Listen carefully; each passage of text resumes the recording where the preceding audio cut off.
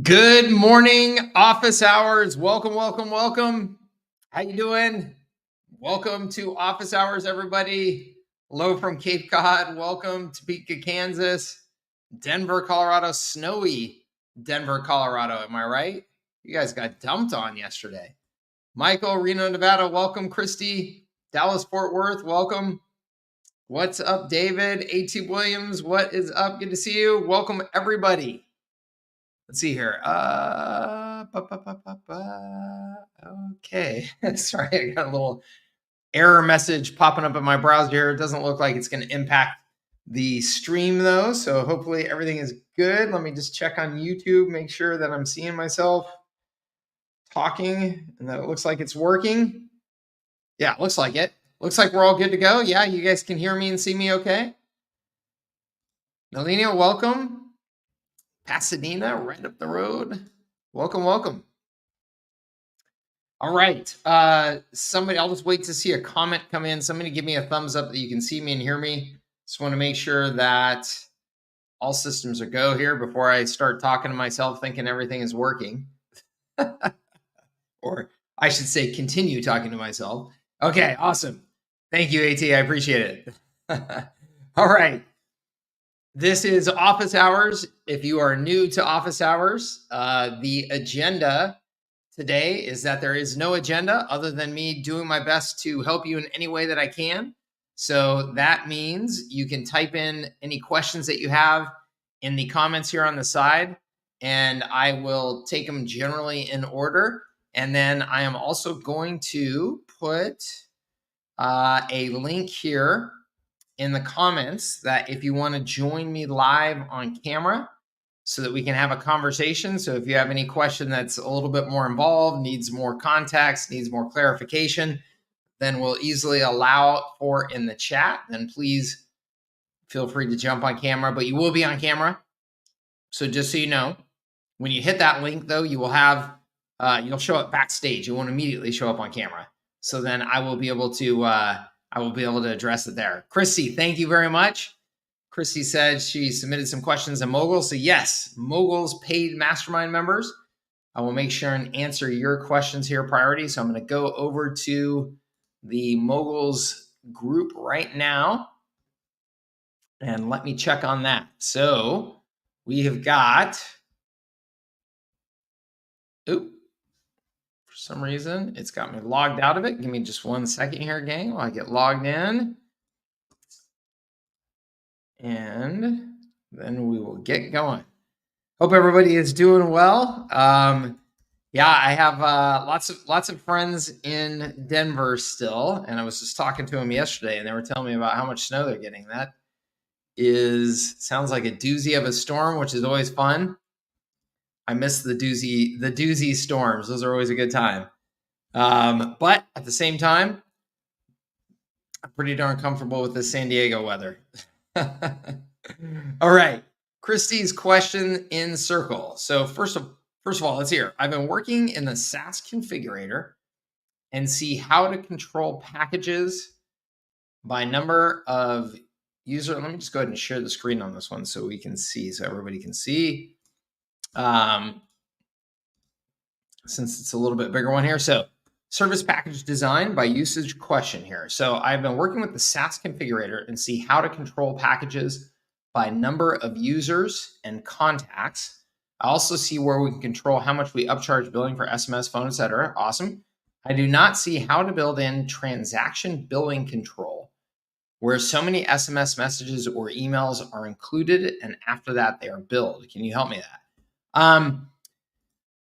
So it is automatic, Christy. So you're saying, can you help me find that or explain how you do that so that it is automatic? It is automatically automatic. And so what I mean by that, it's a little bit of a mouthful. What I mean is that you will say, here are the markup rates. Here are credits that are included if you're including any credits. And then after that, once they go beyond those credits, they will start getting charged for at the agreed upon rates, that you've set in the SaaS configurator. So I will switch my screen here in just 1 second and show what I'm referring to. Okay, so we are looking at the actual SaaS configurator here now. So if you were to look at this plan here and you've got pricing in here, and so what she was referring to, there's our user limit, there's our contact limit, things like that we can set our pricing based on. We've got our feature selection here, and then we've got trials and credits. So in trials and credits, you can see here some controls that you have to add credits upon sign up. And then you can add one-time credits or recurring credits. You can decide if you want to roll over any unused credits. So you've got quite a bit of control in here, which is really cool. And then you can determine the dollar amount of credits that you want here. Okay, and I'm going to go ahead and use $10 because when we go here to this rebilling tab, it's going to give you the example as if you had $10 in credits. Okay, so this is not a dynamic number. This doesn't change. So if I go back here to trials and credits and I change this to, 22, hit save changes, come back over here to rebilling, this is still going to say 10. So this is just a static example. So I leave this at 10, so it's nice and easy to kind of understand the math of our static example. But if we go over here then to rebilling, you can see, and this is really important. This is really important that everybody understands. It says $10 will give you about.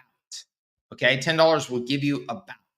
So this is a rough estimate on how many credit or what those $10 in credits will buy you.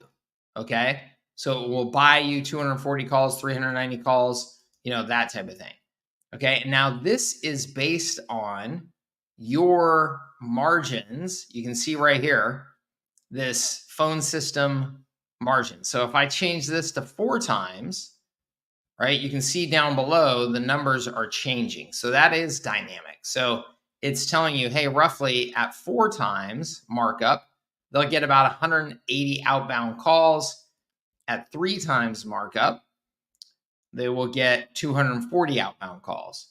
Okay, so this is telling you this in a dynamic way. Now, it is, though, important to understand that one, that's roughly, okay? There is no precise thing here. And this shouldn't be an issue because like you shouldn't get into conversations with customers where it's like, hey, I thought I was getting precisely 0.0158, or excuse me, 420 segments, right? Businesses they're not tracking their text message segments like that. I wouldn't even know how to track a text message segment if my life depended on it. So these are rough numbers. And so when you quote in your packages what they're going to get, it's important that you just use, hey, these are rough numbers. Telephone calls cost different than SMS messages. So these are rough numbers. You're going to get approximately this. And then once you use that, you will be billed at these rates. Okay, we're just giving you $10 in spend that you can use, essentially included in your plan, however you want to use that spend. Okay, so, but once they go over that point, they will be charged automatically, determined by the rates that you have set in your rebilling controls here. Okay, so hopefully that helps you understand that, Christy. And again, I just think it's important, like when you're pitching it, we're giving you credits. Those credits can be used, maybe you're a text heavy organization and you don't do any phone calls, then you'll get a slightly different amount of, use out of that credits than somebody who is phone call heavy, but never sends any text messages. Right. So I think it's just, making sure that that's just kind of, hey, this is a rough number type of thing. Okay. So let's go back here to, and Christy, feel free to follow up on that if there is anything I can help with. Let's see here, service package design. Yeah, hold on, let me just go ahead and get this gentleman this service package design sheet while we're here. Oh yeah. Oh, no, wait, you can't see that, can you? Hold on. There's I just moved tabs here real quick, but I didn't change the sharing so that you could see the new tabs, which is probably good because it was a bunch of goofy pictures of me that I took for marketing purposes and probably didn't need to share that. So, all right, let's see here. Let me go back to the questions here. So, Christy, sales tax reporting. Is this one you're wondering about? So, sales tax reporting. I've read the HighLevel resource article, but I'm not sure how to set up my packages in HighLevel. Are we like resellers for Amazon, where Amazon does all the sales tax calculation and reporting? Or are we required to collect and report sales tax in all states where we sell SaaS? If we were responsible, does HighLevel have a sales tax solution that integrates with HighLevel? Okay, Christy, that is a great question that I am not competent to answer. Christy says, thanks, Mike. Likeable moment on the repilling credits format. Good. I believe that the answer, Christy, is that different states are handling this differently. I believe that that is the answer for something like software as a service. So, and the way that I'm showing you how to sell HighLevel, I think it's really pretty vague in the states where they are billing for SaaS. So I think California now for sure bills for SaaS. Okay, I think that that's right. Other states, from my understanding, do not bill for SaaS. And if you're selling it the way that I'm suggesting that you sell it, you're selling a broader service that SaaS is a component of. You know, SaaS being software as a service versus my definition of systems as a service. If you're selling systems as a service, you could be selling, you know, your time-based services. You could be selling, you know, non-time-based services that are still performed by humans. You could be selling, you know, campaigns, landing pages, you know, all access to all of that. And then the software as a service as well. How that is getting taxed by the individual states, whether or not that's a sales tax issue or not, I'm afraid you are going to have to make sure and talk to a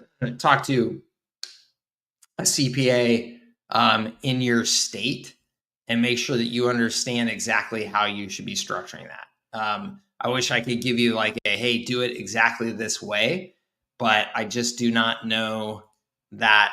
I just don't know the details of that to tell you that. So I apologize that I can't give you more info, but there is the ability to do sales tax, to add sales tax in HighLevel. So if you decide that you want to, like you say, okay, my CPA says I really need to set up the sales tax on this for each particular customer and make sure that I'm getting that I'm capturing that and reporting that. That capability is built in, and I'm trying to remember where exactly that setting is. And I'm just behind the scenes here, just kind of checking for that real quick. I know that there is a sales tax capture setting, and I'm pretty sure it's at a company by company level, like as in a client by client level, customer by customer level, that type of thing, that you could determine that. But unfortunately, I'm not 100% sure where that is, Christy. I just looked real quick and I didn't see it. So I'll have to dig, but I believe that that is there and that you can turn it on a customer by customer basis, because I think that that would matter depending on where they are potentially. I don't know. But again, that's why you got to talk to a CPA. Sorry about that. And welcome. So, hey there, Mike. Currently setting up our business VoIP UCaaS on HighLevel for marketing and CRM, hoping to learn the system so I can offer as a service to our base of accounts. I'm looking for any assistance to help bring a sales team up to speed on Go HighLevel CRM. any resources that you know of. Looking forward to working with you on the new product offering. Thank you, Ann. Looking forward to working with you as well. So I think, Ann, there's two potential training issues here, right? One is the training issue of how to just, as a salesperson, use HighLevel effectively. How to manage the sales pipeline, where you put in notes, how you enter in contacts, how you use the mobile app when you're running around town to make sure that you capture things while you're, out and about instead of waiting to get back to your desk. And then the second issue is how to sell your products and services that have some sort of foundation of HighLevel as the value proposition.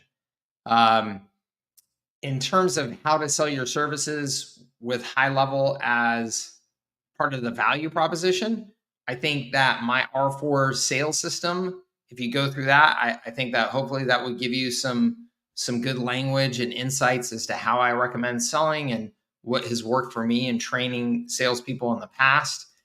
Saying, yes, I have old school sales guys. Yeah. So old school sales guys, I love old school sales guys, but typically that means we have to kind of keep things as simple as possible. And when I say simple, that's no offense to them. It just means that oftentimes the old school sales guys don't want to get into all the technology mumbo jumbo. And actually, I prefer that because I think that salespeople perform best when they don't get into all of the technical details, when they don't get their minds confused and feel like that they have to overshare every feature. That's actually one of the big mistakes a lot of agencies make is they get all into HighLevel and then they feel like they have to promote every feature and talk about every feature. And, most small businesses do not care about that and find it confusing and find it overwhelming. And so the more you can stick to those higher value propositions of we help build you a business that runs with more automation, lowers labor costs, make sure you're following up with your leads and prospects, make sure that you're building a business that you can actually step away from for a vacation and, not worry about the wheels falling off the car. Like those are the major value propositions, make more money, right? So I think, and if you haven't gone through the R4 sales system yet, that's what the R4 sales system was 100% designed for, because I had a bunch of sales guys and gals that did not really know marketing that well and did not really know marketing technology that well, but they were salespeople. They were personable. They were hustlers. They were driven. They were money motivated. They were the people that you want to have selling for you. And so I created the R4 sales system so that they would have a conversation framework that's just based on common English, no industry jargon, and focused on major value propositions that anybody could learn quickly and a script that anybody could learn quickly. So that's what the R4 sales system is about. So if you haven't gone through that and you haven't really kind of absorbed the framework and the scripts and stuff like that, I would encourage you to do that. And of course, let me know if you have any questions. On the training on how to actually use HighLevel as a salesperson, that's a great question. It's the second time I've been asked that in the last week as to where to find that. And honestly, I don't know a good resource for you there. I mean, my agency sales funnel bootcamp takes you through how to structure a sales pipeline and things like that in HighLevel, but it doesn't take you through from the perspective of a salesperson using it day to day. It's more for you as a business owner to set it up properly. I really don't know of a good resource for that. I'm sorry.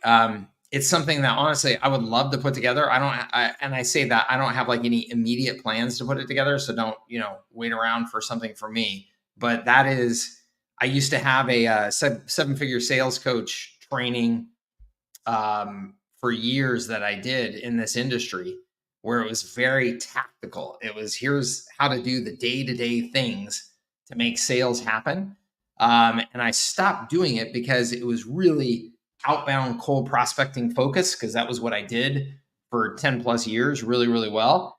But then the world changed to being more of a content marketing focus, and I was no longer doing the outbound day to day. And so I was like, okay, I don't feel good about doing this anymore when I'm not doing it anymore. So I think that that sounds like what's needed, but unfortunately, I just don't have that right now, and I don't know anybody who does. Brandon says, "Yeah, let me whip out a course to sell you." Yes, I've gone through. We'll revisit. Just trying to get our business on Go High Level right now. Thank you. Awesome, cool, and yes, please let me know anything we can do to help. Cold callers here trying to switch it up. Yeah. Yep. It sounds like so Spoke IP. I'm assuming you have been like phone system sellers for some time, so you're probably fantastic at doing all the good outbound hustle, which is awesome. I mean, that will serve you very well in this business. But yes, if you can, combine that with some good old inbound content marketing, then you really can catch fire, and you can have some old school salespeople that will really love. You're telling me I got an inbound lead? What is that? What's an inbound lead, right? Oh, that's awesome. Very cool. Congrats. Yeah, that's great. Well, yes, and please keep in touch. Anything I can do to help. Let's see here. And I don't know if I was a Denver guy. I was a Denver guy for Colorado State University, and then lived in Denver twice after that for a total of 10 years or so. So let's see here. Nalinia, do you recommend signing up client sub accounts as SaaS or regular high level accounts? Do you recommend signing up client sub accounts as SaaS or regular high level accounts? I'm not sure. I'm not sure I understand the question, Nalinia. So let me just make sure and let me try and do my best to answer what I think is the answer that you need, even if even if it's not the right question. And that is that you should have your agency set up as the SaaS agency. So you should be at the $497 Pro plan with HighLevel. I think any of you, once you start bringing customers on, you should be at the $497 level in HighLevel. If for no other reason than the automation around the rebilling that we talked about earlier with Christy, because that automation around that rebilling and the ability to mark that up however you want and have full control over that and have full control over as many packages as you want, that is a really important piece in maximizing the profitability of your services. Okay. So I think everybody has to have that. So you should be at the pro level for your agency, and then you would create whatever packages you want at whatever price, 97, 297, 347, 397, 697, whatever price points you want. And you would then sell access to that service, whether or not you are pitching that as high level, which I don't think that you should be. So in other words, you would be presenting the customer, you're signing up for the super duper marketing package. And the super duper marketing package includes our team doing social media strategy for you. It includes us preparing social content for you. It includes us managing your social calendar for you. It includes us putting together a newsletter for you. It includes us putting together an optimized website for you. And these 3 funnels. So you're selling the marketing system. You're charging for the marketing system. You're not charging for high level. You're charging for the marketing system. High level is what you're delivering that marketing system through, for the most part, or maybe entirely. And so you will have collected their credit card information into high level to make sure that you can process that rebilling and stuff automatically. But you're not selling them. You shouldn't be, in my opinion, in the far majority of cases, you should not be selling them high level SaaS, high level anything. You should be selling them Nalinia's super duper marketing system. And that marketing system includes tools. And you should ideally then be branding those tools as your tools of some sort, right? Whatever brand you want to have associated with it. And that doesn't mean you ever have to lie to a customer. I get asked this all the time. If somebody asks you, hey, are you using HighLevel? Yes, absolutely. Say that with confidence. And if anybody asks why, because HighLevel has a massive development team and is well funded, and they can keep up with all of the latest technology at a scale that I could never do individually. So I make sure that you have the best infrastructure for your tools and marketing systems that you need in place. So never shy away from that answer. But again, you'd be selling your super duper marketing plan. Here's all the features and benefits. Tools are part of that. Does that make sense? That's like one of the most important. It's like one of the most important things to get if you are a if you're a fan of mine and you're trying to follow my strategies, that is one of the most important things for you to get. So I hope that helps you. And if I can explain that any further, please let me know. Okay. Absolutely, Ronald. Good to see you here, sir. Let's see here. Following up on the pricing question, wouldn't it be simpler for the customer to just bill flat rate? For example, $6K per month includes $3K marketing budget, $3K systems.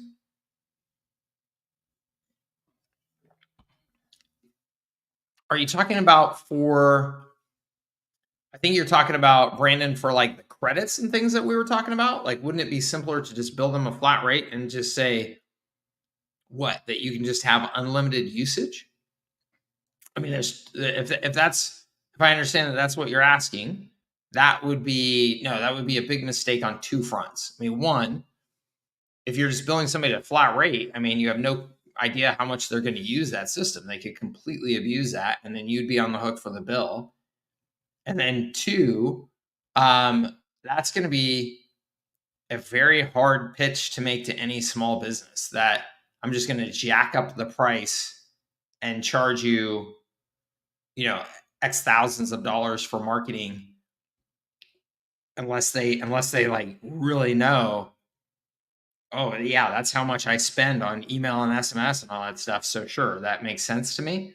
Like, no, it's not that would not be a working. I don't think that would be a working proposal to make for either of you.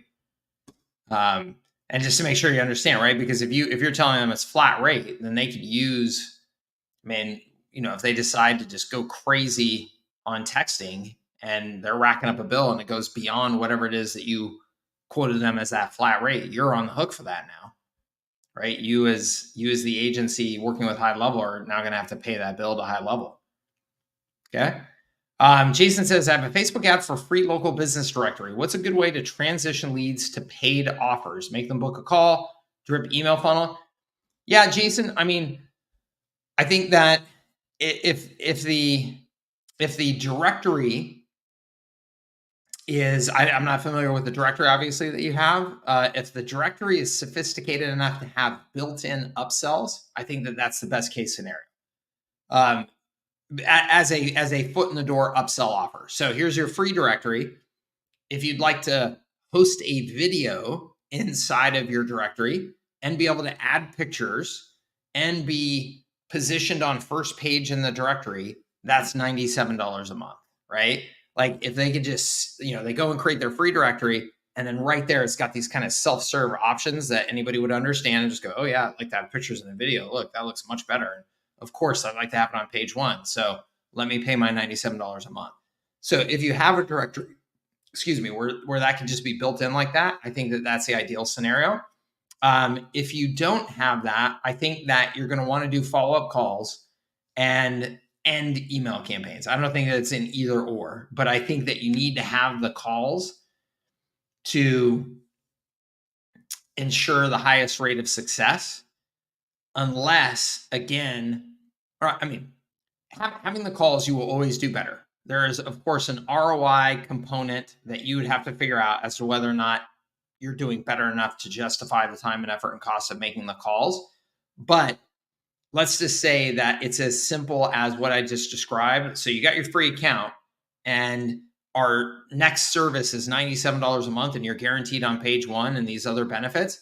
As long as those are like super simple to understand and just really clear, and the price point is relatively low like that, something like 97 bucks a month, then you can absolutely get a long way just with email with that, right? Because it's simple enough to understand that you can just send out emails and just remind those customers, relatively frequently, hey, did you know that your directory could be getting more traffic because you could have a video on it, be on page one, and that type of thing.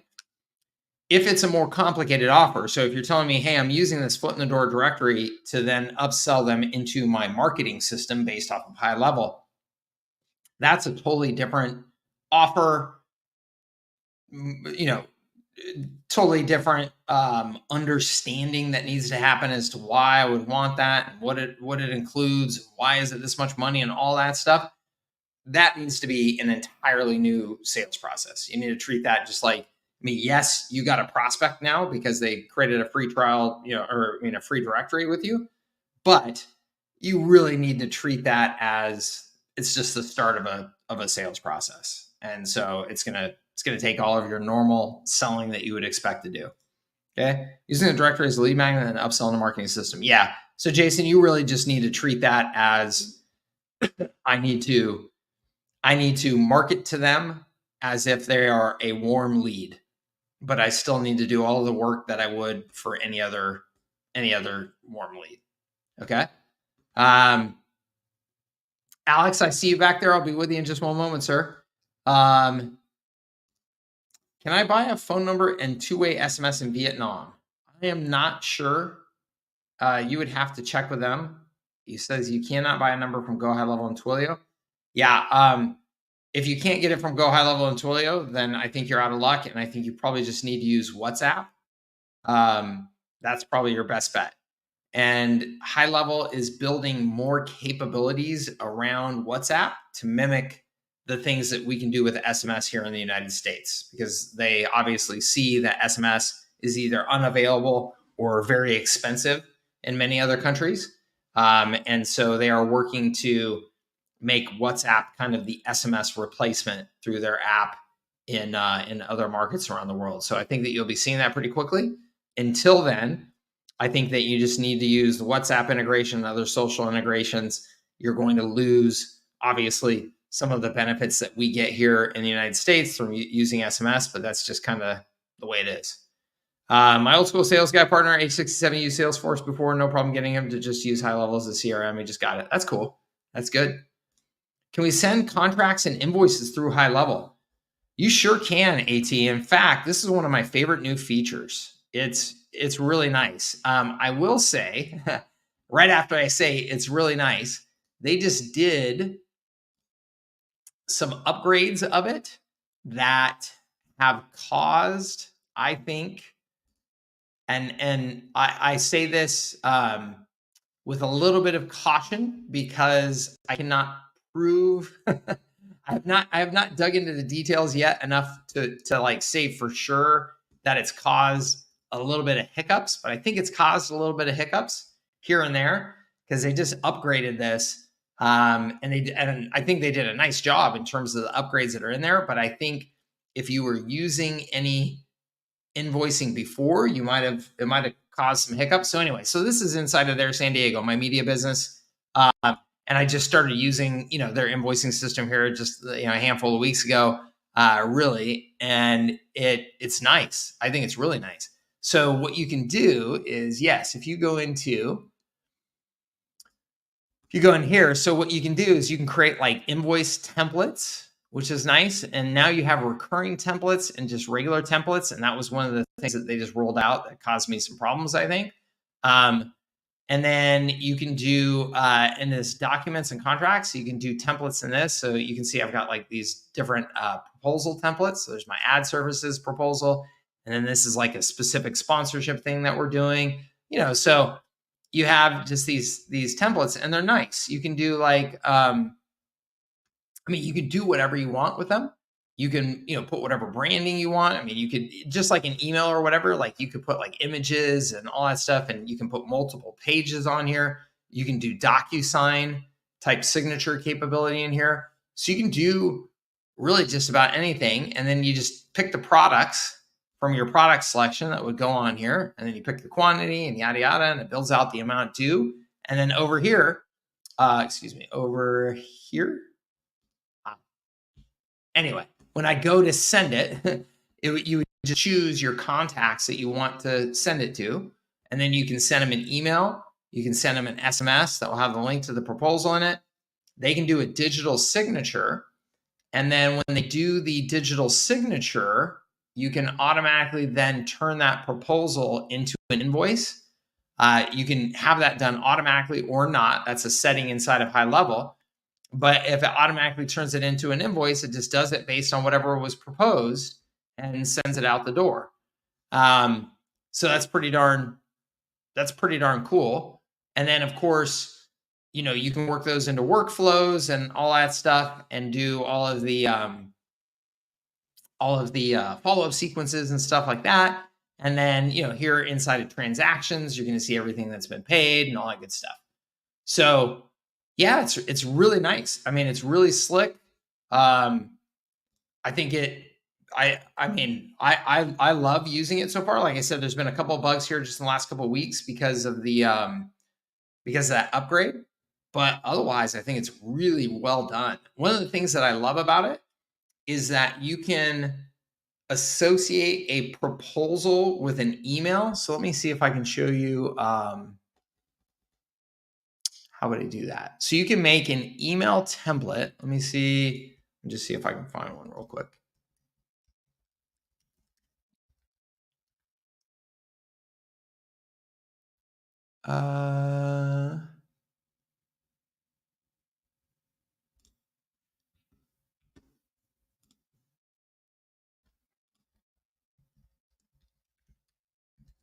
Just give me 1 second, because I think it would be cool to show you guys this. See if I can find one fast. Yeah, so this is cool. Check this out. Let me share this screen. Okay, so this is my email now. So this is for There San Diego, for my media business. Okay, so this is an email of this is like our cover email for when we send a proposal. Okay, so it's got me with some of the team here. Proposal for marketing services. You can see it's in front of our big canvas mural that we had painted by a local artist for There San Diego's logo back here. So it just, it looks nice, right? So we just put together this email inside of HighLevel, and it's just like, it's a nice graphical branded email, right? It doesn't just look like a boring email that says, here's a link to your proposal. But what's cool is this is dynamically sent to the customer when we send the proposal. It's dynamically associated with this email, so that when you hit this Let's Go button, it's dynamically then going to go to the appropriate proposal that you sent to the customer, so that you can put these nice branded emails together. You don't have to do anything to it. Like, I didn't have to tweak that email, touch that email, or anything. It just automatically said, okay, he's sending a new ad proposal. Grab the proposal, hyperlink it dynamically to the button in that email template, and then send that email template so that it looks real nice. So I think it's a really slick system. I think they did a really nice job with it. And it's definitely made our lives more efficient. That's for sure. Cool. Let's see here. Okay. Alex. How are you, sir? Hello. How are you? I'm good. How can I help you? Well, I don't know if I mentioned last time I saw you in the mastermind, but I'm in the real estate business. I'm a realtor myself, and I've trying for last 5-6 years, from ClickFunnels to different kind of system, and end up here to create a system for realtors for generating lead and follow up. I tried a lot, and every time I hit the wall that agents don't follow up. They don't follow up. Yeah. So now another bigger problem happening that the new settlement with the NAR that the buyer's commission is go bye-bye. Yeah. They settled already. So I have to focus on the sellers. So my question to you is how do I manage that cost of getting a listing? How do I come up with that number, which I have to do it for myself first of all, to see how do I make it work and then sell it to the agents. For example, do I have to spend $3,000 per listing appointment or per listing agreement? And then, because there is a wrong mindset in agents, hey, I spent $50 on Facebook ad. Where's my listing? Right. So, Yeah. can you help me please? How to set it That's up? pretty pervasive in lots of industries. Yeah. So, that's my concern right now. How do I set up these things? First of all, how do I attack the market? I got a list of like 30,000 homeowners in my 5 mile radius, and uploaded a custom audience on the Facebook. And right now, I'm advertising 5 different ad sets with 5 different videos to pretty much people on that list see one video every day from me there. Should I Yeah. continue with this? Should I change the whole setting? Can you guide me on that, please? Yeah. So I think that I was just seeing if I could do, let's see, average. I'm just doing some Google in the background here. Average cost of home seller lead in California.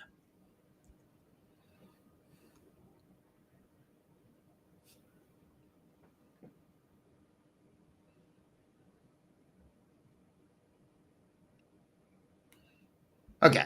So let me just, to me, I always love to just start Googling to try and answer my questions, with somebody else's data instead of just mine, so that you can know, am I somewhat on track or off track, right? So let's see here. So to attract seller leads, it looks like here's something that says just to get just to get a click, you're at about $28 a click. And that's pretty for a low quality lead. Well, low quality as in if somebody just needs to sell their house fast, Right. and that's what they're clicking on, that's somebody who's pretty darn desperate. And I mean, you can decide whether or not that's the kind of customer you want. I'm just saying that cost per lead is probably going to be lower than somebody who's not just looking to sell their house in an emergency and actually has time to, I'm gonna sort of, look around for the right agent to work with, right? So my experience with the test run I had last year, it cost me $30 to $45 per seller lead, which I have. My ad was find out how much your home worth. This kind of ads, and they put their name and address. It's just $30 to $45. But okay. Yeah, go ahead. Cool. So I think this is great, and I think that this is a very valuable conversation for anybody to understand. Is that first of all, people toss the word lead around very loosely, which I hate. It drives me crazy that we don't have standardized language in this industry.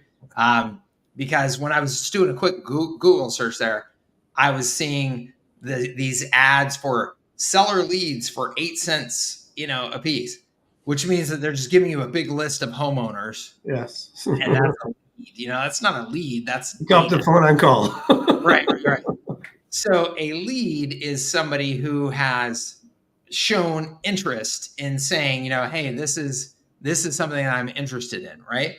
That's my definition of it. And so the people clicking on your ads, even where you say, see how much my home is worth, that's still a significant step away from, let me see how much my home is worth because I want to sell it soon.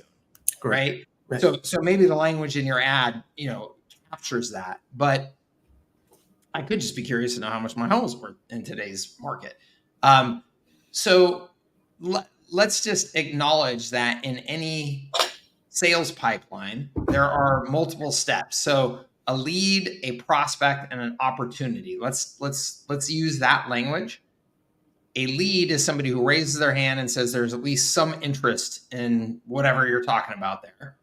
A prospect to me then is somebody that you've qualified as, okay, yeah, I was actually able to get in touch with this person. They raised their hand and they are the homeowner and they have indicated that they're interested in selling their house. Right. And then an opportunity then is somebody who's those things plus they're saying that they want to sell their house soon. They want to sell their house with me, or at least we're in that conversation that they're going to, they're considering signing with me versus any other agent, whatever. So that obviously gets more valuable and more expensive as you move somebody through that cycle. So let's just say it costs you $50 to get somebody to opt into a form. And then of those opt-ins, let's say 20% of those are qualified. So 5 times 5. So now we're at $250 is an actual qualified prospect. And then let's say 20% of those turn into actual opportunities. So we're at another 5. So now we're at what, $1,250 or something like that, or $1,500 for an actual opportunity. That's probably completely reasonable. When I sell B2B, whether I'm selling IT services, phone services, anything like that, I always expect that for me to land a new customer, it's probably around $2,000 to $2,500 in total sales and marketing costs. I would imagine that for a home seller, it's probably relatively similar. And given the size of the commissions on those homes, it's completely justified, right? So I think that as a baseline, I would be using numbers around that range as my expectation as I'm testing my funnels and testing my process. I think in terms of you developing your own system and kind of proving that out, I think, you got to just go through that. Like, you've got to invest your money to say, here are my best lead magnets. Here are my best ads. Here are the best funnels that I've come up with. And you're just testing that stuff and seeing how you can optimize those numbers as you go. The great news is that if you do that, you're sitting on something very valuable for you, for your own business, and also for anybody else that you then license it to. But I think you just got to kind of go through that process. Well, here's what happened. After generated those leads, I didn't quite follow up with them. I just left them alone with the email follow-up thing. Yeah. And checked them in like 7 months. And it was like 85 leads and 35 of them were sold, which is a very good ratio. But they didn't sell with me. So I assume if I get a lead in the system, I have to just bombard them with, "Hey, I'm here." Yeah, I think you can need me. I think the great thing is that you prove that you are attracting qualified sellers, which is a huge first step. I mean, the fact that almost half of them have actually sold, that's an enormous first step. That means that first ad and landing page and stuff are working. I mean, to me, that tells me that you're sitting on something very valuable. Now it's, how do I make sure that they sell with me instead of the next guy? And I think that, that's got to be like a full-on assault. Like, it's got to be email, phone calls. I would personally, if I was in that industry, I would be doing direct mail. I would be doing everything that I could to try and get a personal relationship and a personal connection with that person as fast as I can. Because I think that most people, that's how they ultimately end up choosing their real estate agent, is like they they generally assume, oh, you're kind of all similarly qualified. But then I met this guy, seems like a nice guy. We're having good conversations. Seems like he knows the market. Yeah, sure. Okay, cool. I think that's kind of mostly the way it works. Or I know somebody already that, have a relationship with. So I think you want to try and get in and just get that relationship as fast as humanly possible. And I think that's got to be aggressive. It can't be just email. It's got to be an all out, like, I'm trying to, get a hold of you. It's that connection that you said. It's like and trust. It's funny. Somebody called me like 3 months ago. Said, hey, I want to buy a $2 million house here I'm in Los Angeles. I was like, how did you find me? He said, I went on Zillow, I saw your stats, and I like your face, so I called you. I was like, yeah, people need to like you. Yes, they absolutely do. I mean, that is so true in that industry, but I think it's true in the world. And I think that people are really waking up to this, the power of your personal brand, the power of just visibility. Are you out there? Do you have content out there? Can people see your face? I mean, it's no secret. It's part of why I do these office hours, right? And I think that the great thing is my experience as a home buyer and seller, and my experience is that the industry that you're competing in is brutally bad. Right. Like there's so many real estate agents, and most of them are terrible. They're terrible at marketing. They're terrible at follow-up. They're terrible at adding any value beyond just being a glorified taxi driver or, walking you through a home. Like it's terrible. My sister's in the business in Florida, and she's killing it.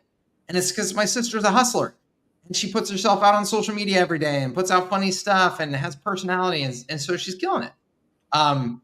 Like if anybody was approaching it that way, like you are, like you should just do really well. So it's funny that it's become the last resort for people who doesn't find a job. Okay, let me go and get my real estate license. Yeah, which makes sense because, I mean, shoot, in my neighborhood here in San Diego, you sell one home. Oh, yeah. You just got a pretty fat commission, right? So it's going to be interesting to see how that case, how that impacts the industry. I will report back. Yeah, that sounds good. Well, keep me posted if there's anything I can do to help. Okay. Sure. Thank you so much. I appreciate your help. Awesome. You bet. Take care, Alex. Bye. Okay, now let's see here. Other questions here. Okay.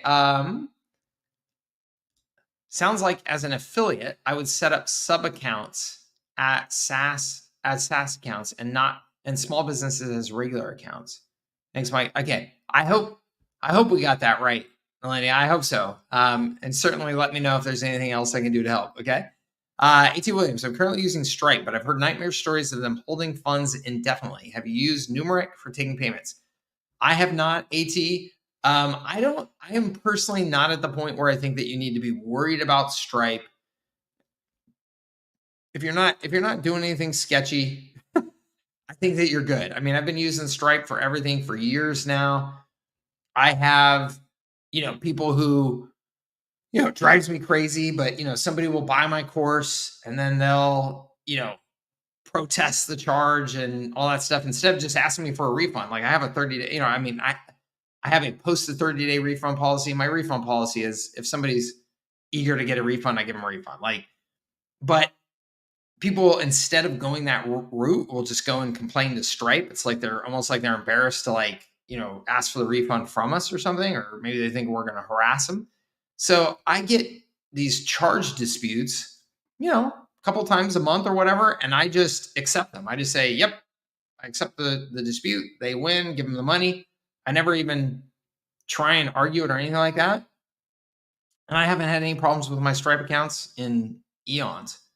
It's not to say that I won't in the future. And I think that Stripe is getting more, I think that they're getting more tough with accounts that they see as problem accounts. But that's just the nature of that industry. I mean, I had a PayPal account that PayPal held on to $75,000, somewhere around there, $50,000. I can't remember how much it was. It was a lot. And didn't give it back to me for a year with absolutely no explanation or communication other than we decided to freeze your account and hold your funds. That was it. Like literally nothing more than that. And it was a year later, all of a sudden they released the money again with no explanation, no nothing. PayPal, in my opinion, were a bunch of corrupt scumbags for a period of time. They had they replaced some leadership and stuff like that because they had a huge revolt in their community after a period of time. And finally competition started catching up, and so they had to be better about service. I still don't know if they're great, but I think that they are better. But I think this is the nature of anybody doing payment processing. Like, they have to be very diligent about fraud and about chargebacks and all that type of stuff, or they get into big trouble, right? They get in hot water from government regulators and stuff like that, right? I mean, Stripe is doing like $1 trillion in transactions every year. They have regulators breathing down their necks saying, hey, you got to make sure that there's nobody ripping anybody off. You got to make sure there's nobody fraudulently using your network to, to what do they call that? When the mob puts money in one business and then moves it to the other to clean it, nobody's doing stuff like that. Like, so they have regulators breathing down their necks. And so if your account flags beyond a certain amount of warning signs, money laundering, thank you, AT, then they're going to ding your account. So this always comes down to customer quality. Make sure that you're signing on legitimate customers, right? So that they're not people that are just like giving you fraudulent payment information, which, 99% of small businesses that you're working with, that should be fine. And then 2, make sure that if you have any disputes that come through Stripe, that you are on top of it. You're clearly communicating. You're showing responsibility. You're showing, hey, here's their refund policy. They can just have their money back. Like, just make sure that it's like super legit like that. And I think that you're going to be fine. So I don't have any experience with Numeric to tell you, but I got to tell you, ultimately, every platform has got to follow the same rules. And if they are more flexible with you, ultimately, they will have to charge you more for that flexibility. They'll have to, or else they'll go out of business. Could you share some power tips to get past the gatekeepers when cold calling, Mike?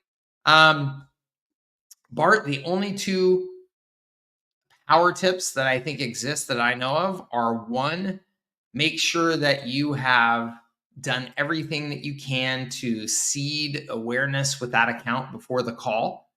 And there's lots of ways to do that. One of my favorite ways to do that is just good old direct mail. So if you send something, and I'm not talking about like a postcard, I'm talking about sending, like I used to send handmade cakes from coffee cakes from this shop in Boston that they made like these coffee cakes that were like crack. And so we would send them a coffee cake to their office. And then we would call and we would say, hey, we're the ones who sent you that coffee cake. How did you enjoy it? Oh my God, that was the best thing ever. Why did you send us that coffee cake? I just want to get your attention and hopefully buy 5 minutes of your time so I could just, introduce myself and not get hung up on. Ha ha ha. That gets you into way more conversations. So anything that you can do to seed awareness and lower that guard before you make the call. And then the other thing, and it's not really a ninja hack or anything like that, but it's a fundamental of cold calling, is that you've got to learn how to handle brush off objections really smoothly and quickly and naturally. So what is a brush off objection? Brush off objection is, oh, I don't have time, sorry. And they're just going to go hang up. They haven't even listened to you. They just know that you're a cold caller and they just want to get off the phone. Right? So sorry, I don't have time. Sorry, we're already taken care of. Sorry, you caught me at a bad time. Any of that type of stuff. You've got to have a process. And the process that I've always taught, that I've used, is first, you agree with them. Second, you restate the reason why you're calling. Third, you ask a question to keep the conversation going.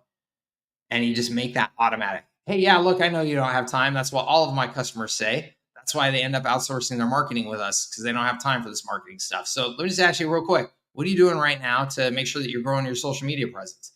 And you're still going to get hung up on by 80% of those. It's not magic, but 80% is way better than 100%. You just like doubled with a good brush off handling approach. You will get to twice as many prospects, get twice as many conversations as you do without it. So you got to have that nailed down as much as you can. So I hope that helps you, Bart. And awesome. Good. I love it. So let's see here. Razi, you ready to come on? How are you, sir? Doing good. Can you hear me okay? Yes, I can hear you. How can I help you? Yes, thank you. Sort of a fundamental question. I'm new to the space, Yeah. both to the online digital marketing world and to the HighLevel world. Like pretty much all that you're doing, I'm new to it. Okay. My concern is since I don't have agency background or a digital online background, but I love the idea of providing value and solving problems for small businesses. Yeah. Not just from getting them leads, but also making them more efficient through automations and mixed call text back and all that's possible from my understanding. I need maybe some guidance from you, or my concern is, how do I make this work not having a digital marketing background? And my interest is not to be an agency. I don't want a staff. I don't want a bunch of people. The reason I'm interested is I want to simplify my life by providing value to people and having the systems do most of the work for me than me hiring a bunch of people. I've had that. I don't want that life. So I love that. I love your clarity, and I think that that's a fantastic goal. And I think that with HighLevel and the approach that you're talking about, it's one of the few ways that is achievable, selling to small businesses. So I think that that's awesome. So, first thing I would say is to always keep that goal front and center in every decision that you make in terms of how you structure your services, how you price your services, how you sell your services, how you deliver your services. If you put that constraint around it, you will design a business within those constraints. This is just like when I started my IT services business, and I told the team, look, here's what we're going to do. We're going to do everything flat fee, unlimited support. And two, the only way that we can make that work is if we do every single thing that we can possibly do remotely, over the phone and over the internet. And keep in mind, I started that business now, 15 plus years ago. So this is when internet, we're talking earlier days of all this stuff. And everybody thought I was nuts, and maybe I was nuts, but by just putting those constraints, I would not let anybody on my team do anything other than that. It's flat fee, unlimited support, and we have to do all of the internet and the phone. Figure it out. We just have to figure it out. And it was a struggle. Man, for that first 18 months, it was a struggle.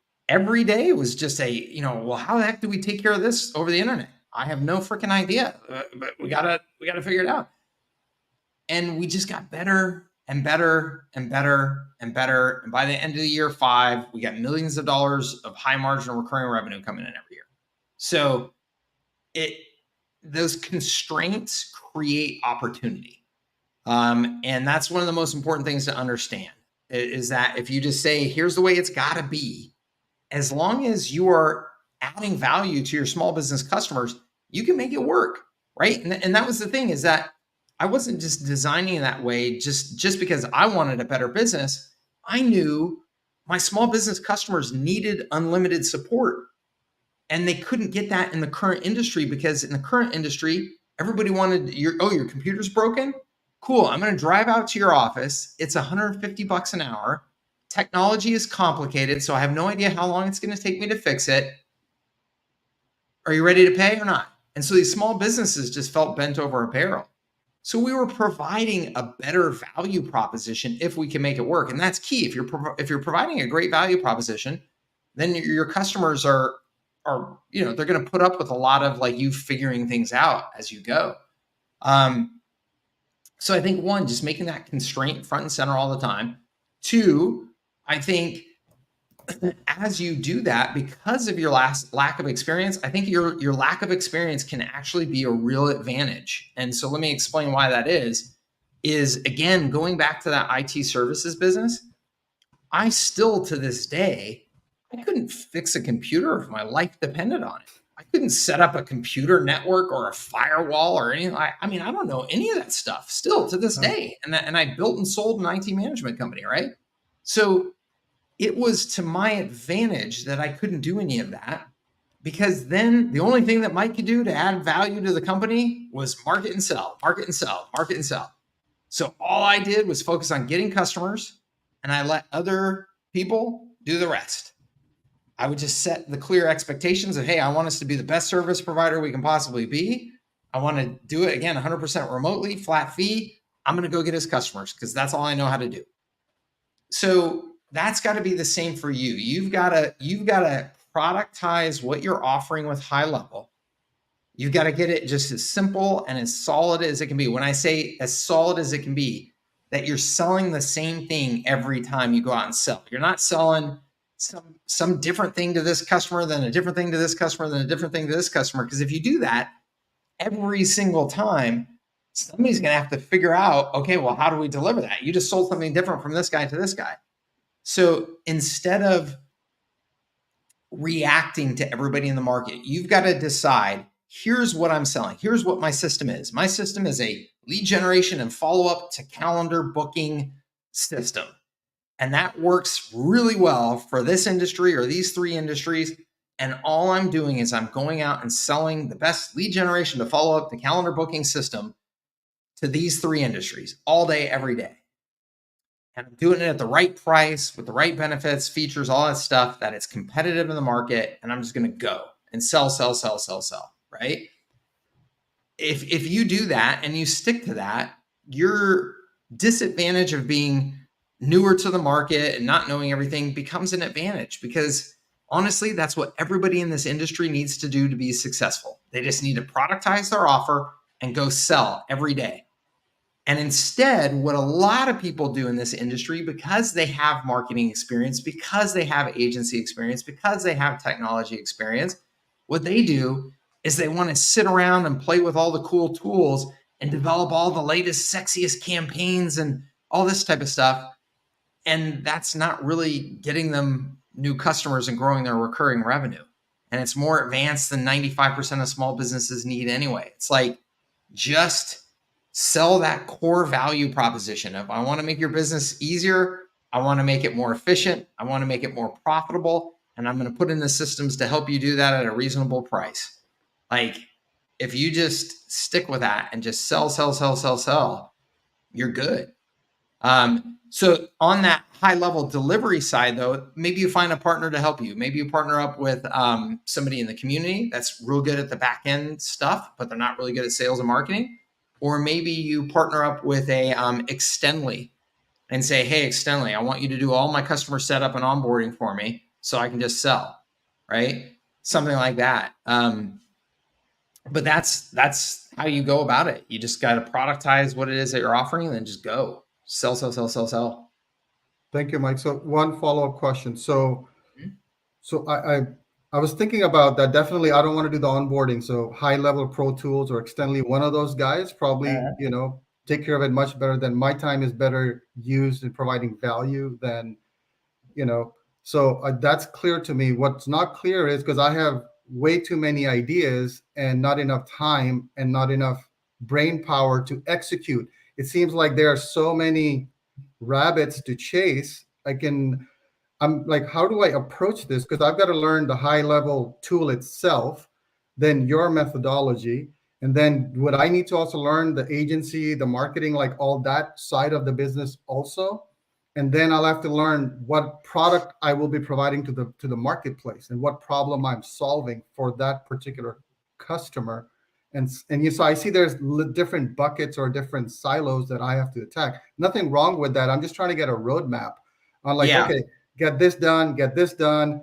And so can you speak to that a little bit, like just how to approach that from somebody new to the space here and with you? Have you gone through my high leverage agency yet? I have not. I'm just starting. Okay. So high leverage agency, I have a roadmap in there, and I talk about this a little bit, where the roadmap for me is you sign up for HighLevel, you get HighLevel set up properly in terms of all the technical. So what I recommend is that you go through HighLevel's paid onboarding process, where they give you an overview of the tool. They make sure you're set up properly, all that good stuff, right? And then step 2 is that you go through my... Just a quick thing, Mike. I want to share something with you or maybe the community. I don't know if it's a hack or not, But while I signed up through you, but while I was in the 14-day trial period, one of the guys told me that before the 14-day expires, if I initiate the paid version, that paid onboarding would be free for me. So I'm getting the whole paid thing for free. Nice. Because I found a way to do that. So I'm just sharing that with other people if that's awesome with them. Okay. But yeah, please go ahead. Yeah. So then what I do is I recommend that you go through my agency sales funnel bootcamp and get your sales process set up and learn my sales scripts. Okay. Because then you have a presence online, you have a sales pipeline set up, all that good stuff. And you've learned a ton about HighLevel by doing that. You've learned a ton when you go through and you set everything up for your own sales process. Okay. Okay. At that point, what I tell everybody that I recommend is that you just go out and start selling. Okay. And that you spend 80% of your time from that point forward just selling and marketing, trying to talk to prospects, trying to close some deals.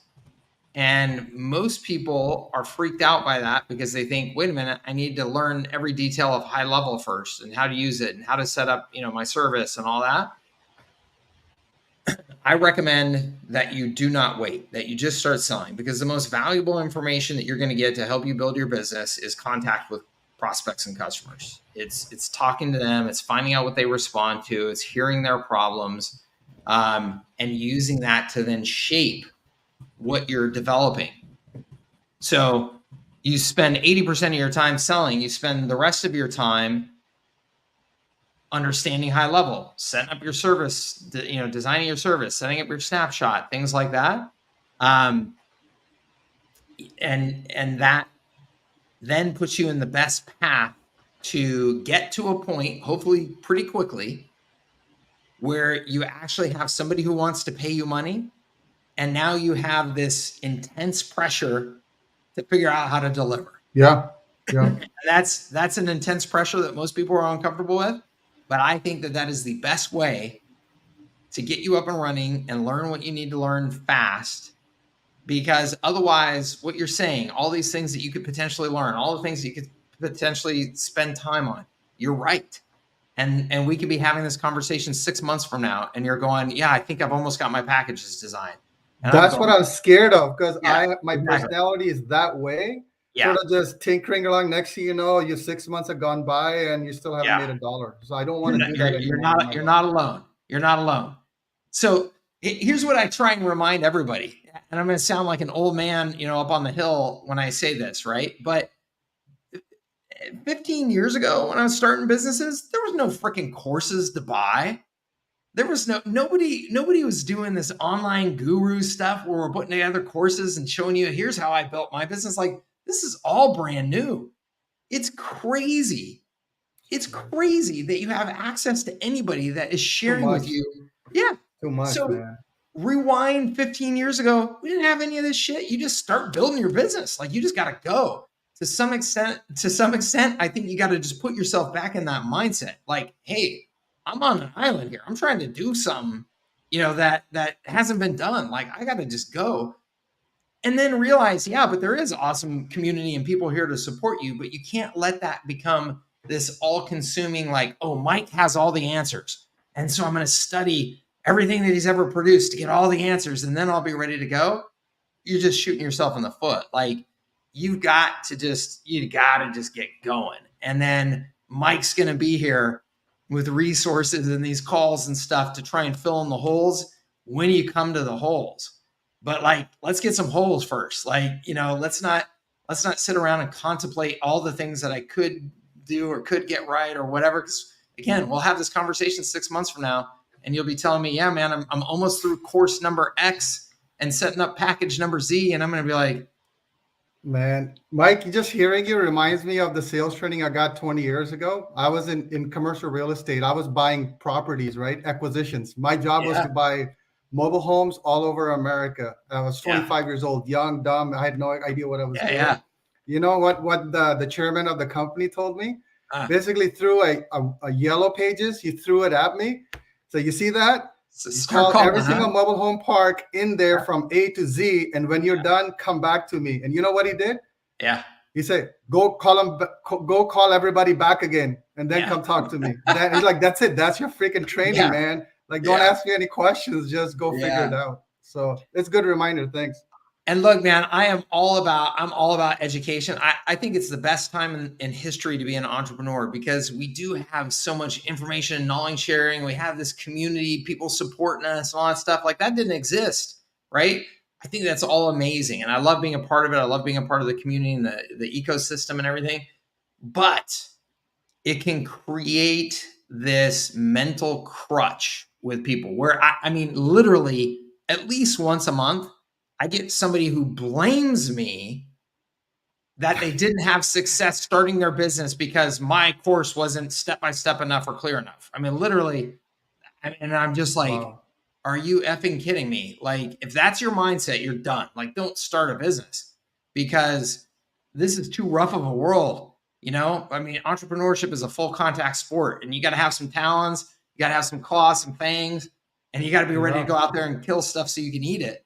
It's just reality. It doesn't matter how many courses I put together or anybody else, you know, any phone calls we're going to do to support you.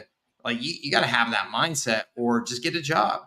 Right. And I don't mean that offensively to anybody. I mean it as, I want you to be able to put food on your table for you and your family. So if you're not going to go out there with claws and fangs and take complete accountability for the results that you get, forget it. Right.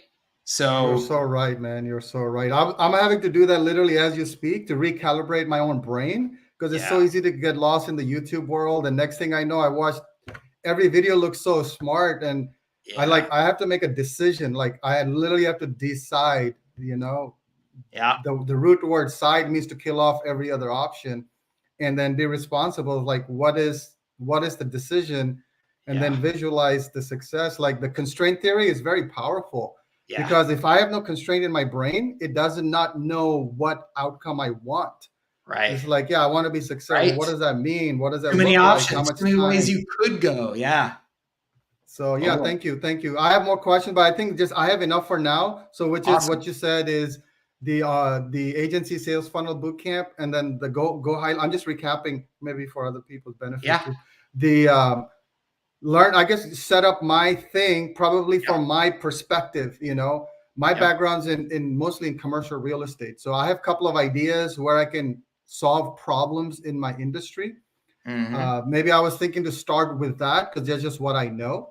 Sure. And my plan was not to start from getting them more business, but to buy them time back. If I can buy them, you know, if I can get them 30 minutes a day time back, what's that worth to them? You know, like figuring out that value proposition from automating the missed call stuff. And then agency sales funnel. And I guess that's enough, right? And then just start talking to people. But I still don't know what I'm going to offer yet. Maybe I don't need to know before I start. I'm thinking I'll probably just start, learn, and then figure out what I'm going to do, because I still don't know what to do. Yeah, you don't need to know. And that is, I understand though. I understand the temptation of feeling why you need to know. I get that. But if you just know enough at the conceptual level, and then if all you do is just take this setup and just say that that's what you're selling. Just, hey, you know, we've got such and such package at $297 a month or $497 a month, whatever. That's where our services start. And it roughly includes these things, right?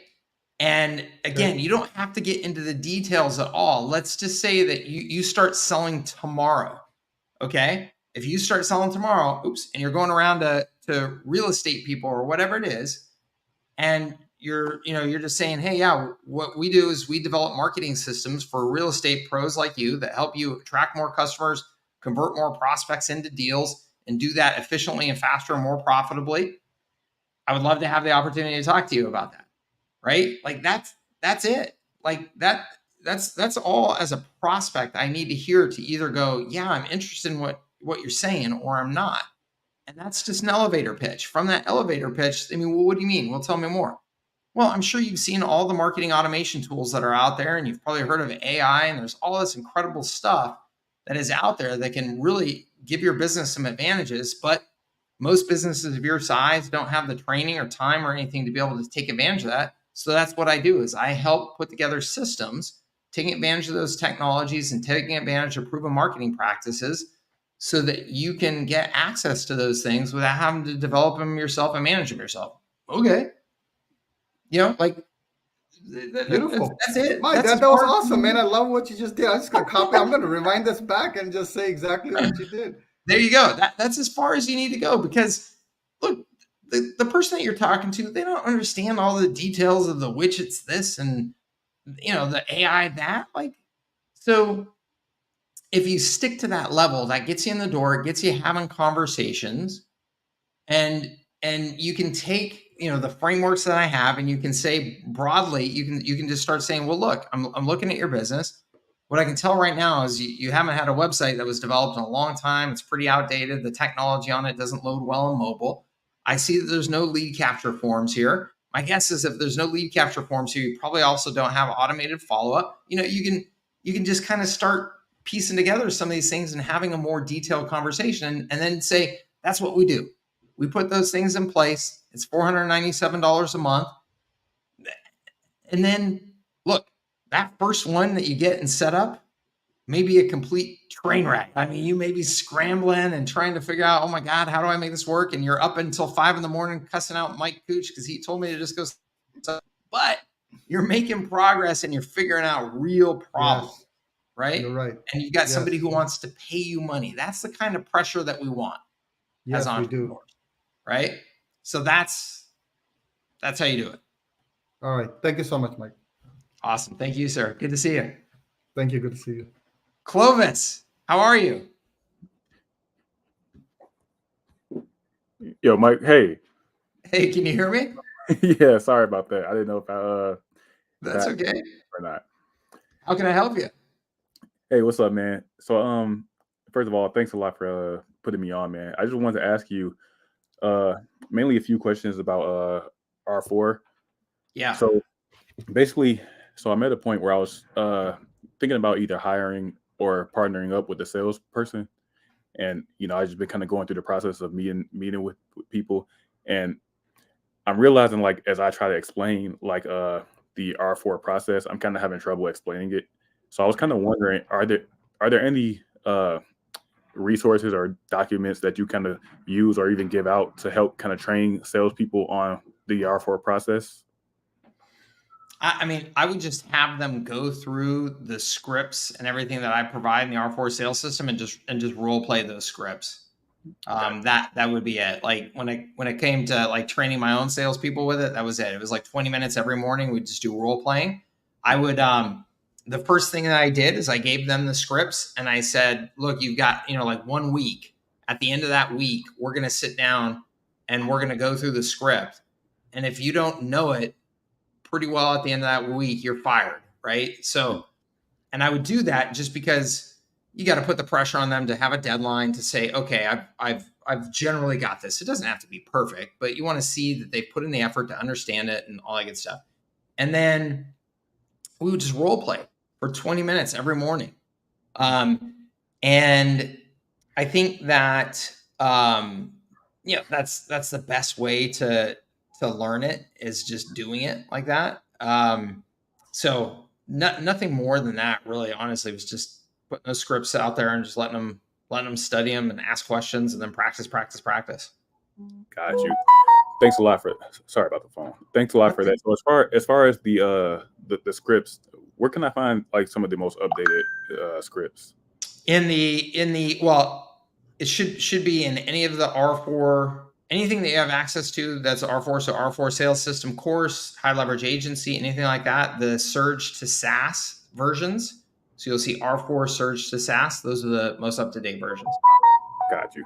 And all right, sorry. And I just had 2 more questions if you don't mind. Yep. 2 more quick questions. So for one, so basically what the plan was to kind of have like a foot in the door offer with the website templates for car repair shops. Mm-hmm. Kind of like base that around the whole R4 system. In your experience, have you seen like maybe that starting off with like a website will work, just as far as like, then kind of structuring or using the website as a foot in the door, then kind of going through like, I guess for you, it would be like the R4 sales system? Yeah, so I think that that's actually an excellent opportunity, and I think a website that has the capabilities baked in that HighLevel provides. So it's not just a website; it's a website with a call tracking number Yeah. that you can do missed call, text back. That's got calendar bookings, so people can book appointments to bring their car in right there on the calendar, and that's got review capture and posting. I think that for that industry in particular, just doing a nice solid job with those things is a huge opportunity for those businesses. I have the mechanic that I go to here in San Diego. They've been around for like 30 years and they just do an incredible job of capturing and posting reviews, having an easy calendar so I can book myself without having to call and do all that type of stuff. And then they do just great follow-up communication. And that's so rare in that industry that you feel like, oh, these are just like confident. I mean, that you're confident that these are just like thoughtful people, right? You come across so many people in that industry where you're like, I don't know that I want to be dealing with this guy, right? So that like just makes them stand out so much. And I think that that's why they've been in business for 30 years. Seem to be just killing it. So I think that's a great offer. Yeah, for sure. That was kind of what made me decide the same thing as well. I just went to a car repair shop, and yeah, man, the whole experience from top to bottom was really nice. And as far as like getting the text messages, being able to book on their website. Yeah. And then so I guess the last question that I had was the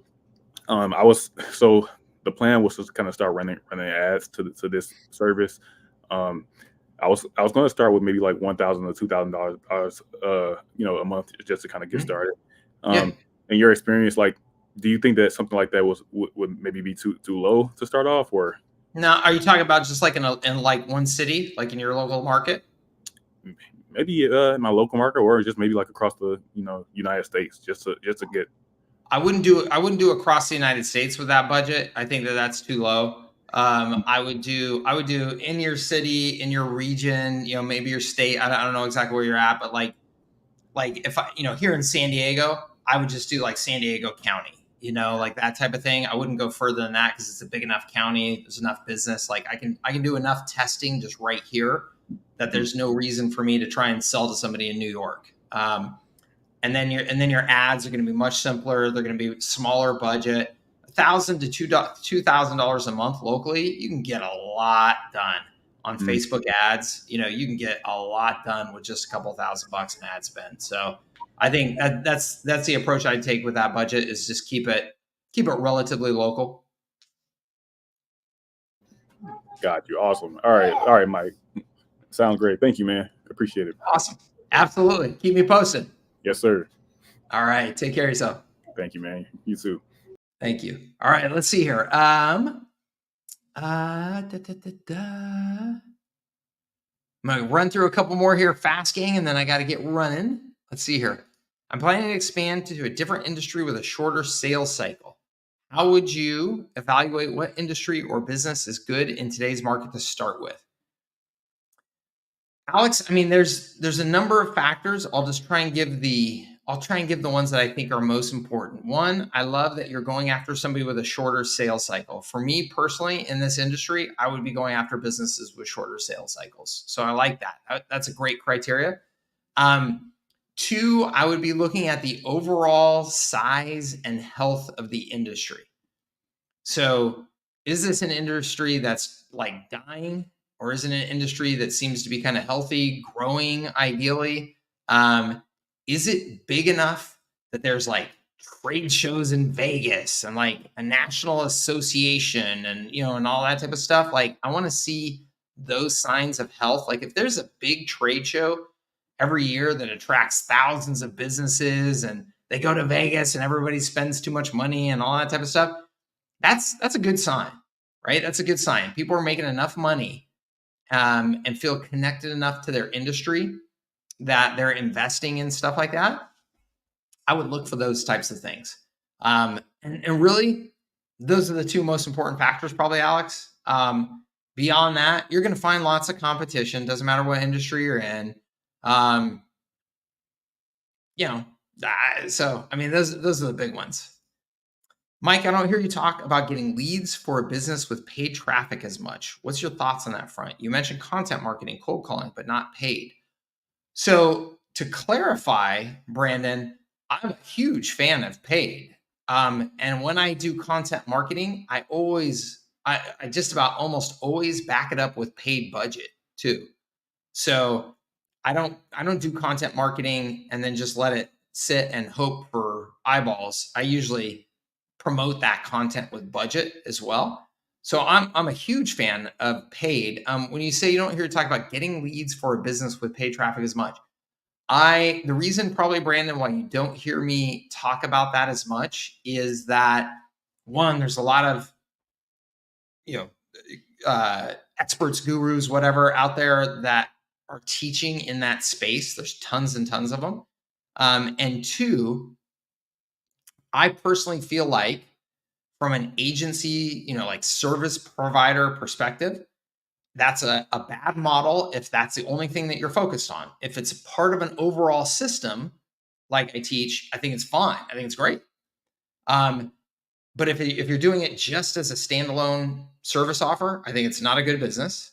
And then second is that is, I feel, a very risky way for you to get started in this industry. And the reason why I say it, so unless you're already very good at paid traffic and generating leads, if you go and you buy somebody's course in today's world to start an agency by generating leads, I just feel that can be very high risk for you because you're going to have to spend money to generate those leads, right? So you're talking like right out of the gate, as a business model, I've got to start spending money to generate leads. There's nothing wrong with that per se. As long as you understand the risks, as long as you're comfortable with that, and as long as maybe your customer is comfortable, like if the customer is footing the bill for that, and they don't know that you don't have a ton of lead gen experience, I mean, that's kind of a little bit of a sketchy way to, get going, whatever. So I just think that's pretty high risk. I think that there's lots of opportunity for that to go wrong. And so that's not my favorite way to get people into this industry or get them started in this industry. There's absolutely nothing wrong with doing paid lead generation. I'm all for it. It's just usually in this industry, when we're talking about that, it's in the context of, should I be a lead generation service provider? And I'm very careful with that because it can go really wrong. Can someone explain about the 14-day trial? Pay before and get it how long for free? I think, Ramon, what you're asking about was what Razi was talking about. Like, you can sign up for the 14-day trial, and then you can be in touch with HighLevel, and you can kind of have a conversation with them about, hey, if I go ahead and agree to pay for the services now, can I get your paid onboarding as a part of that? Like, I think you can negotiate that while you're still in that trial, and they're trying to hopefully close you. That they will negotiate by throwing in that paid setup service with you. Okay. I got an offer for a 15% discount for the first 3 months of HighLevel when going straight into billing before my trial was finished. Need to say I jumped on that right away. Yeah, awesome, Max. You don't have all the answers, Mike? What the hell am I doing here? Yeah, exactly. What's up, Tom, my man? Yes, absolutely. A.T. Williams, that's awesome. I'm on StreamYard one again. Oh, we already talked. Yep. Mike, do you have that in a script? That's great stuff. Yeah, that's my R4 sales system. I mean, obviously, I was just kind of slinging from the hip there, but the R4 sales system scripts are all about how to talk about this stuff at a high level using plain English so that you're not getting too in the weeds and too into the technical jargon and all that stuff. I'm new on all this. Although I tried a year ago, I was lost. Thanks for sharing your explanation of client's process. Awesome. Should I have an LLC when I start my Go HighLevel services? I mean, I think it's a real good idea. There's no real good reason to be in business without the protection of an LLC or S corp, that type of thing. So I think it's a real good idea. Costs you a little bit of money to get started, but if you use one of those online incorporation services, costs you a handful, $100, that type of thing. How would you approach a customer with an existing website managed by someone else when it comes to the high-level features for their website? Yeah, this can get a little bit sticky because whoever has control of the website sometimes doesn't want to give you access and stuff like that. I think you've got to take the high road in the communication with the customer at all times. Like I would even bring that up in advance. So I'd say, hey, look, your website right now, I can see it looks like it's nicely designed, but it's missing these core features. As part of our overall marketing system, we would want to make sure it has these core features. We can build a new site and incorporate those features, and we can do it very cost effectively or even free, depending on what your pitch is. Or we can incorporate those features into the existing website. We would just need to work with whoever it is that manages your website to have access to it to do that. And I would even just bring up, sometimes that can be a little uncomfortable if that service provider feels threatened, like we might be taking away their business, or they can just be kind of a little territorial about protecting that. That's no problem for us. Like we're happy to work with them to let them actually do the work of installing these things, like whatever's best for you. Like just try and take that high road so that the customer knows it's not you that's the problem if there ends up being any problems, Yeah, there you go. I like that. My industry right now is the construction industry, but I got my eye on the heavy equipment industry. Yeah. No, I think that can still be under the same umbrella. I like that. I like that. Awesome. All right, everybody. Look, we've been here an hour and 40 minutes. I got to get running. Thank you so much for being here and for being part of the community and for your questions. And putting your faith in spending some time with me and getting some value out of the call. I hope that you did. Have a fantastic rest of your Friday, fantastic weekend. Get some stuff done.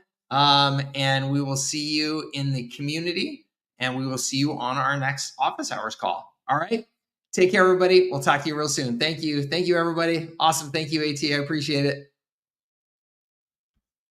Awesome. Thank you. Thank you so much. Can anyone help me set up the account the first time? I would hire HighLevel to do that for you. HighLevel to do that for you. That's what their paid onboarding service is. They'll walk you through everything. They'll make sure you're set up right. They'll explain it to you. I think that's important. Pay them. It costs a little bit of money, but then you won't be stuck in the weeds for too long. Okay? Awesome. Thank you. Thank you. Thank you. All right, everybody. Have a great one. We'll talk soon. Bye-bye.